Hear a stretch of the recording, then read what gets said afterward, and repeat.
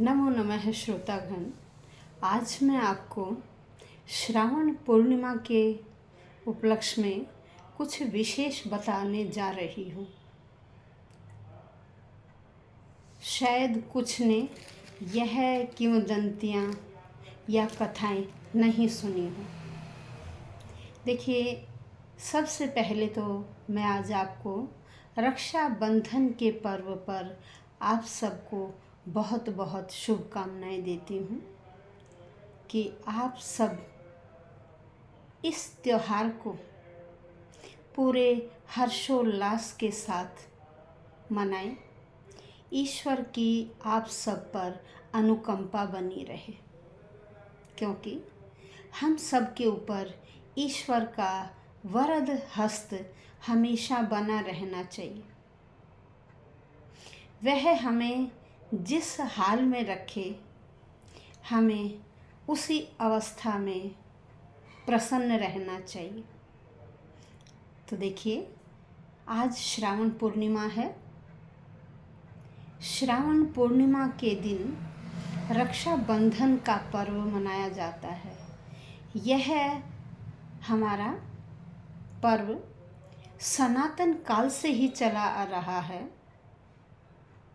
इस पर्व के पीछे बहुत सारी पौराणिक कथाएं हैं। सबसे पहले हम गुरुकुल परंपरा से चलते हैं। देखिए, गुरुकुल में क्या होता था, शिष्य अपने गुरु को रक्षा सूत्र बांधता था और गुरु हमेशा अपने शिष्य की रक्षा करता था। उसके बाद एक बार देवों और राक्षसों में युद्ध हो रहा था। इंद्र भगवान युद्ध के लिए जा रहे थे। उस समय इंद्र की पत्नी ने इंद्रदेव के हाथ पर रक्षा सूत्र बांधा और भगवान से यह प्रार्थना की, हे भगवान, मेरे पति देव को इस युद्ध में विजय प्राप्त होनी चाहिए। और इंद्रदेव को युद्ध में विजय प्राप्त हुई। उसके बाद अगली कथा पर चलते हैं। जब श्री कृष्ण भगवान ने शिशुपाल का वध किया, उस समय क्या हुआ, सुदर्शन चक्र से श्री कृष्ण की उंगली में घाव बन गया था। तो द्रौपदी ने अपनी साड़ी से छोटा सा टुकड़ा फाड़कर और श्री कृष्ण भगवान के हाथ पर बांध दिया था।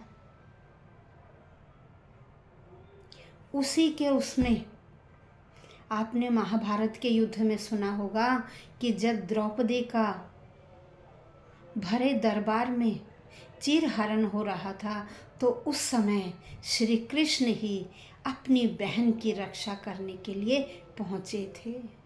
तो एक भाई का क्या कर्तव्य है कि वह अपनी बहन की हर घड़ी में रक्षा करे। तो श्री कृष्ण भगवान ने भी उस समय भरे दरबार में पहुंचकर अपनी बहन द्रौपदी की रक्षा की थी। बहुत सारी कथाएं हैं। एक बार विष्णु भगवान, राजा बलि के बारे में आपने सुना होगा कि राजा बलि बड़े दानी थे।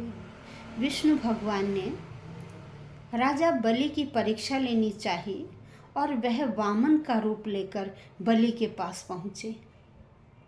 3 पग भूमि मांगी।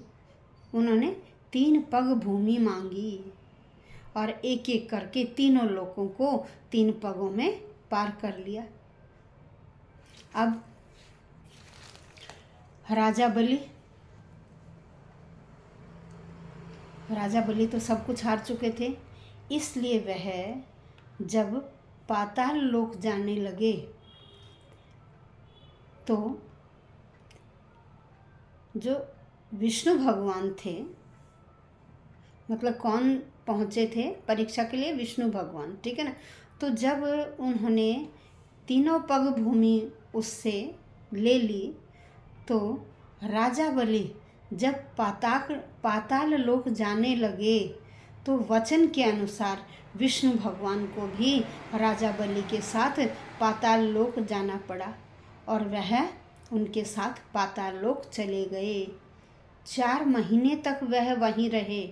इसलिए ये जो चातुर्मास्य कहलाता है ना, उस चातुर्मास्य में विष्णु भगवान पाताल लोक में राजा बलि के साथ चले गए थे।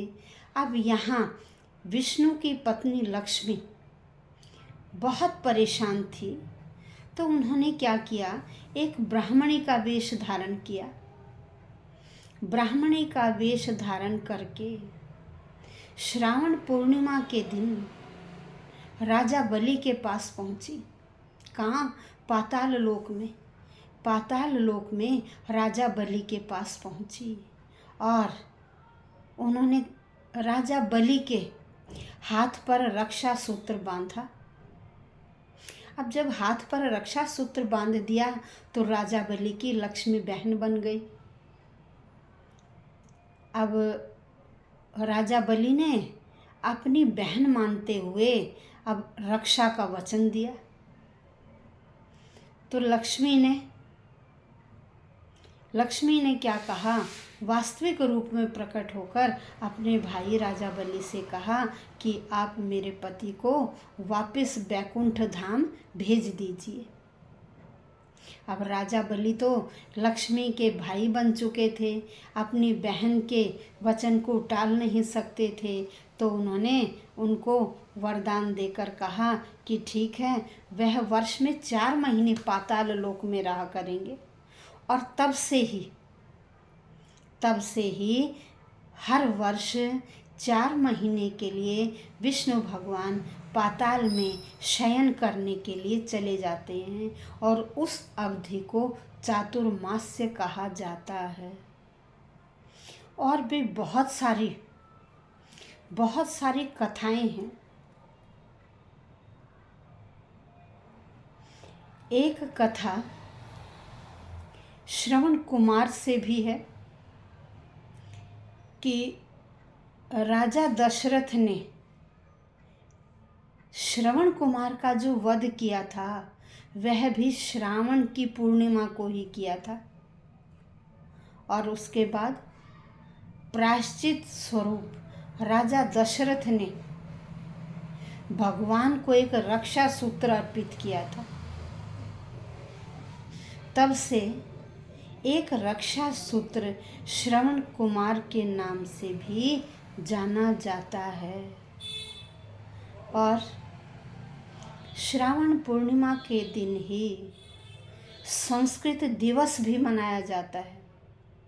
भाई, हमारी प्राचीन भाषा क्या है? संस्कृत भाषा, वेदों की, पुराणों की, सबकी भाषा संस्कृत भाषा है। इस दिन श्रावण पूर्णिमा को संस्कृत दिवस भी मनाया जाता है। आज भी हमारे पूरे भारत में श्रावण पूर्णिमा से पहले जो सप्ताह आता है वह हर विद्यालय में, कॉलेज में, यूनिवर्सिटी में संस्कृत सप्ताह के नाम से मनाया जाता है। एक अन्य कथा और है। रामायण में लव और कुश का जन्म भी श्रावण पूर्णिमा के दिन ही हुआ था। कहाँ हुआ था? महर्षि वाल्मीकि के आश्रम में माता सीता ने लव और कुश को आज के दिन ही, श्रावण पूर्णिमा के दिन ही जन्म दिया था। इसलिए श्रावण पूर्णिमा को लव कुश जयंती के नाम से भी जाना जाता है। और भगवान विष्णु ने श्रावण पूर्णिमा के दिन ही हयग्रीव इस अवतार को लिया था। इसलिए यह हयग्रीव जयंती के नाम से भी मनाया जाता है।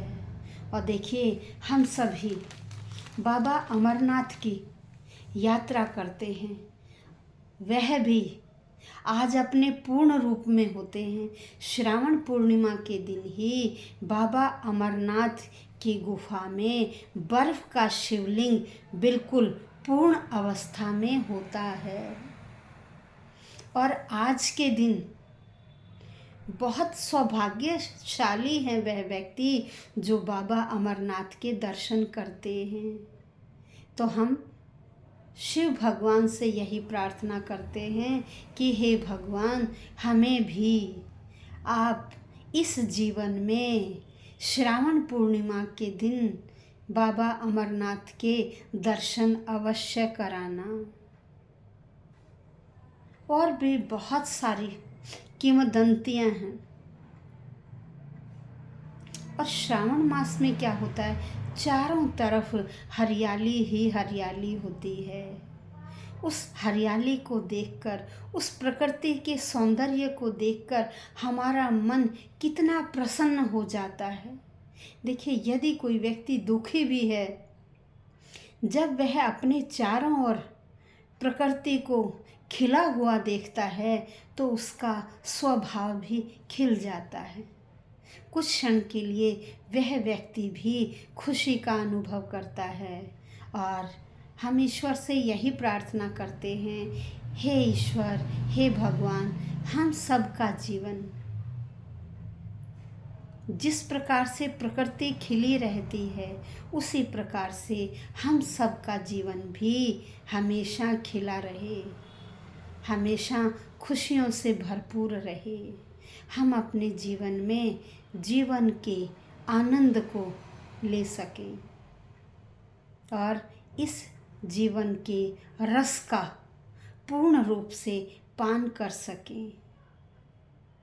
अंत में ईश्वर से यही प्रार्थना करती हूँ कि हे ईश्वर, हमारा देश, हमारा राष्ट्र, हमारा राज्य, हमारा समाज, हमारा परिवार, हमारे आसपास का वातावरण और इस देश में रहने वाले हम सभी नागरिक खुश रहें। हमारा देश दिन प्रतिदिन तरक्की की ओर जाए और हम सब मिलकर आपसी प्रेम भाव से मिलकर रहें। यही मेरी ईश्वर से कामना है। धन्यवाद।